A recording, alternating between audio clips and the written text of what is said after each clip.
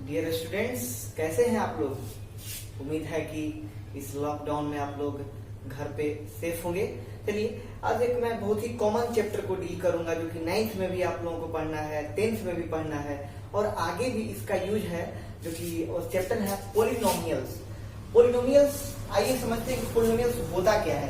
कहता है कि an expression of the form of x A not x plus a1 x plus a2 x square यानी कि dot dot infinite an x power n, यानी कि अगर कोई पोलिनोमियल अगर इस फॉर्म में हो तो उसको क्या बोले। और यहाँ पे इसकी डिग्री जो है, जहाँ पे an की वैल्यू जो है 0 नहीं होगी और इस पोलिनोमियल की जो डिग्री होगी वह n होगी, उसको क्या बोलेंगे, पोलिनोमियल्स बोलेंगे। चलिए यहाँ पे बताते हैं कि a0 a1 a2 dot dot an जो है वह क्या है, कोई भी एक रियल नंबर होगा। और यहाँ पे x क्या होगा, जहाँ पे x हम बार बार यूज कर रहे हैं, x क्या होगा, तो x क्या होगा कि कोई भी एक नॉन निगेटिव इंटीजर होगा। यहाँ पे x क्या होगा, कोई भी एक नॉन निगेटिव इंटीजर होगा। चलिए हम डिग्री की यहाँ पे बात की, तो यहाँ पे एक एग्जांपल लेकर के देख लेते हैं। एग्जांपल हमने लिया 3x प्लस 5, जो इसमें हम देख रहे हैं कि इसकी मैक्सिमम, इसकी वेरिएबल की मैक्सिमम पावर हो गई 0, इसकी मैक्सिमम पावर कितनी हो गई 1। जो मैक्सिमम जो पावर होता है वह क्या होता है, डिग्री होता है। इसकी मैक्सिमम पावर हो गई 1 तो इसकी डिग्री हो गई, इस पोलिनोमियल की डिग्री हो गई 1। अब यहाँ पे हम लोग देख रहे हैं कि इसका मैक्सिमम पावर यहाँ पे 0 1 2, यानी टोटल पोलिनोमियल का मैक्सिमम पावर है 2, इसकी डिग्री हो गई 2। यानी कि किसी भी पोलिनोमियल की जो मैक्सिमम जो डिग्री पावर जो होती है वही उस पोलिनोमियल की डिग्री होती है। चलिए कोई भी पोलिनोमियल से कि हमने नोट में करके लिखा है, आप लोग ध्यान दीजिएगा इसको, कि अगर कोई पोलिनोमियल का जो वेरिएबल होगा अगर वह अंडर रूट में हो, डिनोमिनेटर में हो, तो वह पोलिनोमियल नहीं होगा। जैसे कि under root x plus 3 is not polynomial, 1 upon x plus 5 is not polynomial. चलिए थोड़ा सा एक बेसिक टॉपिक है, कांस्टेंट क्या होता है, वेरिएबल क्या होता है, हम लोग समझते हैं। कहता है क्या, symbol having a fix numerical value. कहता है कोई भी एक ऐसा सिंबल जिसकी न्यूमेरिकल वैल्यू फिक्स हो, यानी कि वो हमेशा कभी नहीं बदलेगा, जैसे कि 9 - 6 5/2 dot dot extra is called constant. Variable क्या होता है कि सिंबल विच में बी असाइन डिफरेंट वैल्यू। कहता है कि एक ऐसा सिंबल जो कि समय समय पे बदलता रहे, डिफरेंट वैल्यू ऑर्गेनाइज करे, वह क्या होता है, वेरिएबल होता है। जैसे कि एक्स वाई ए बी कुछ भी हो सकता है। सपोज दैट अगर हम लिखते हैं कि c equal to 2 pi r, यानी कि circumference of a circle equal to 2 pi r, यहाँ पे 2 भी कांस्टेंट है, पाई भी कांस्टेंट है, लेकिन c और r क्या है, बदल रहा है। r की वैल्यू कुछ और होगी तो c की वैल्यू कुछ और होगी। उस तरह क्या होगा, वो सब वेरिएबल्स हो जाएंगे। अलजेब्रिक एक्सप्रेशन क्या होता है, तो कहता है कि a combination of constant and variable connected by some operation plus minus multiplication division. अगर इस सिंबल से अगर कोई कांस्टेंट और वेरिएबल अगर सेपरेट हो तो अगर मिल करके अगर कोई ऑपरेशन बने, वो क्या होगा, अलजेब्रिक एक्सप्रेशन होगा, is known as algebraic expression. Term of algebraic expression क्या होता है, जैसे कि सपोज हमने लिया as example 5x square minus 9x plus 4। इसमें हम देख रहे हैं कि ये साइन सिंबल के इधर एक टर्म है, सिंबल के बाद एक टर्म है, फिर इस सिंबल के बाद एक टर्म है, यानी कि इसमें टोटल 3 टर्म हो गए। या क्या हो गया, अलजेब्रिक एक्सप्रेशन, इसके 3 टर्म हो गए। यहाँ पे हम लोग देख सकते हैं कि यहाँ पे एक टर्म हो गया, ये जो हो गया, यानी कि अगर कोई भी टर्म अगर इन चारों symbol plus minus multiplication division से अगर वो क्या हो, मेन दो ही होना चाहिए, प्लस और माइनस से जो सेपरेट होगा वह क्या होगा, एक टर्म बनेगा। जैसे देखिए एक प्लस है, एक टर्म इधर हो गया, एक टर्म इधर हो गया, ये दोनों मिलकर के 2 टर्म हो गए।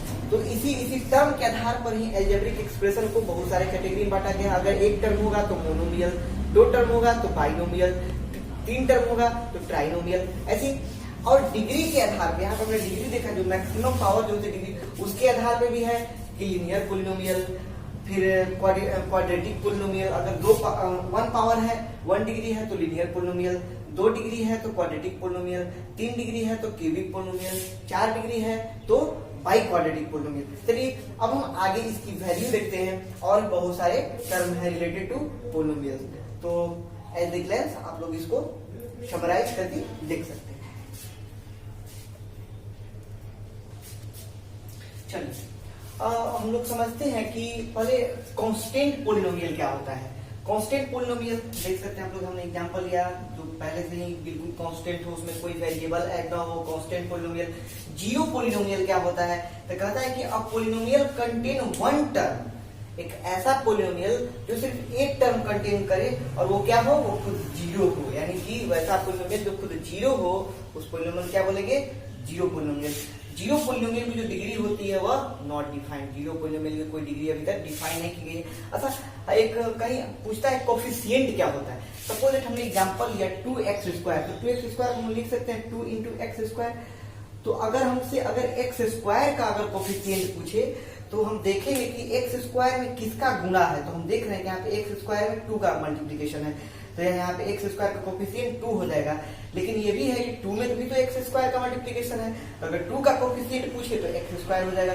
उसी तरह 9x³ में अगर हमसे x³ का कोफिशिएंट पूछेगा तो 9 हो जाएगा और 9 का कोफिशिएंट x³ हो जाएगा। चलिए हम लोग सीधे आते हैं कि value of a polynomial at a given point, किसी भी पॉइंट पे उस पोलिनोमियल की वैल्यू क्या होती है। सपोज दैट हमने एग्जांपल लिया px एक पोलिनोमियल है 2x² - 3x + 5। अगर हमको पूछे कि इसकी p2 यानी कि x के यानी 2 पे इसकी वैल्यू क्या होगी, तो हम क्या करेंगे p2 यानी जहां इस पोलिनोमियल में x है वहां हम 2 रख करके उसको सिंप्लीफाई कर देंगे। हमने लिख दिया 2 × 2 का स्क्वायर - 3 × 2 + 5, यानी कि यहाँ पे हो जाएगा 8, 2 × 4 = 8 - 6 + 5, यानी कि px पोलिनोमियल की p2 पे वैल्यू जो होगी वह 7 होगी। चलिए उसी कड़ी में जीरोस ऑफ ए पोलिनोमियल क्या होता है, जो कि बहुत ही इंपॉर्टेंट है। स्टूडेंट्स ध्यान रखिएगा आप लोग कि किसी भी पोलिनोमियल का जीरो क्या होता है। कहता है कि p अल्फा = 0, कहता है कि हम ऐसा वैल्यू उस पोलिनोमियल में अगर कोई px अगर सपोज अगर कोई px पोलिनोमियल है उस पोलिनोमियल में हम p अल्फा कोई एक ऐसा वैल्यू रखेंगे जो इस पोलिनोमियल के होल वैल्यू को क्या कर दे, जीरो कर दे। सपोज दैट हमने एग्जांपल लिया कोई एक px पोलिनोमियल है, px सपोज दैट अगर कोई पोलिनोमियल है x² - 2x + 3, हमने इसमें कोई ऐसा वैल्यू रखा जो इसको जीरो कर दे, हमने 3 रखा। अगर यह 3 पे अगर इसकी वैल्यू हम देख रहे हैं कि 0 आ जाएगा, तो क्या हो जाएगा 3, इसका क्या हो जाएगा, इस पोलिनोमियल का जीरो हो गया। यानी कि अगर हम किसी भी पोलिनोमियल को अगर हम सपोज पोलिनोमियल है x² - 2x - 3, तो अगर 0 के बराबर रख दें जो वैल्यू आ जाए वह इस पोलिनोमियल का क्या हो जाएगा, जीरो हो जाएगा। यानी दूसरे टर्म में हम लिख सकते हैं कोई एक ऐसा वैल्यू रखें जो इसके वैल्यू को जीरो कर दे, वह इसका जीरो हो जाएगा। या फिर टोटल पोलिनोमियल को 0 के बराबर रख करके उस वैल्यू फैक्टराइज करके उस वैल्यू को निकाल लें, वह इसका जीरो हो जाएगा। तो आप लोग इसको ध्यान से इस वीडियो को देख करके इससे रिलेटेड टोटल टर्म्स जो है आप समझिएगा। ठीक है, ओके स्टूडेंट, थैंक यू।